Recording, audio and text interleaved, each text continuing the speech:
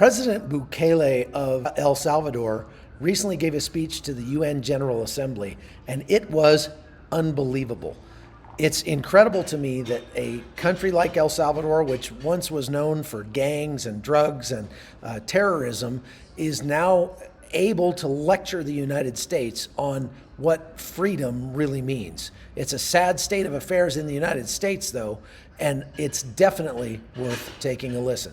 Check it out. How is the world falling so fast?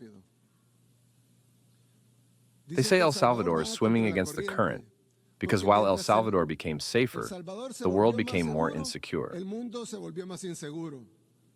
While the Salvadoran people became more optimistic, most people in the modern world are becoming increasingly pessimistic. And yes, they are right. The world has become divided, depressed, anxious, hostile, and hopeless, and it has done so at an unprecedented speed. Today, the free world is no longer free.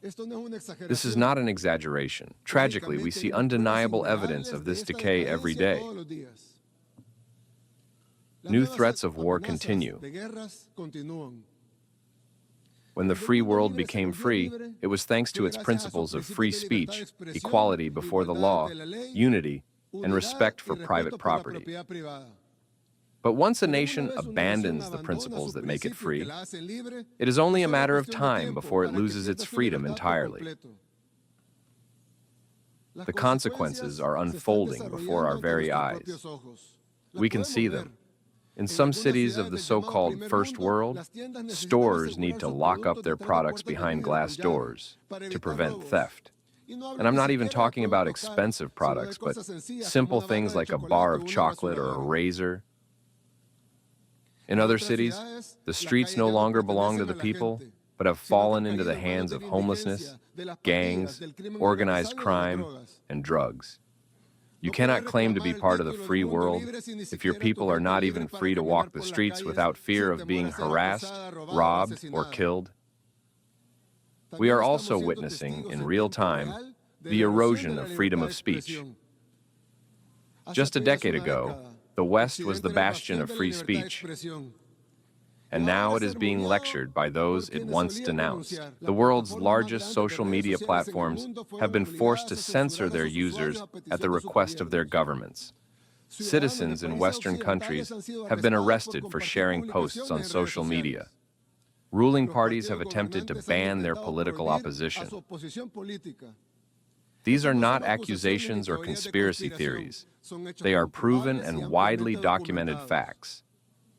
You cannot win the respect of the people without respecting the people.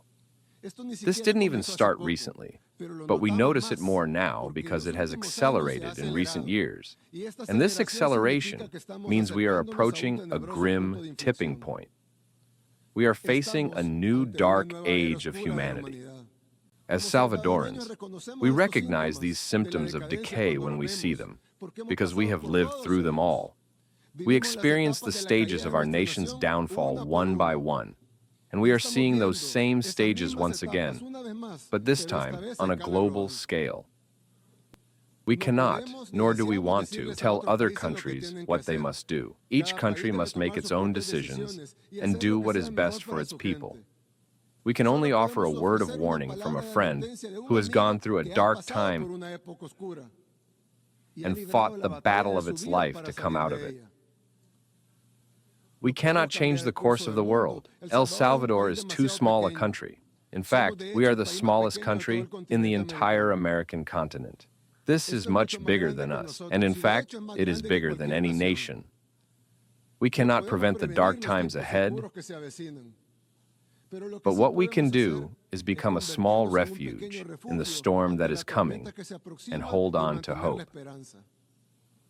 In El Salvador, we don't imprison our opposition. We don't censor opinions. We don't confiscate the property of those who think differently.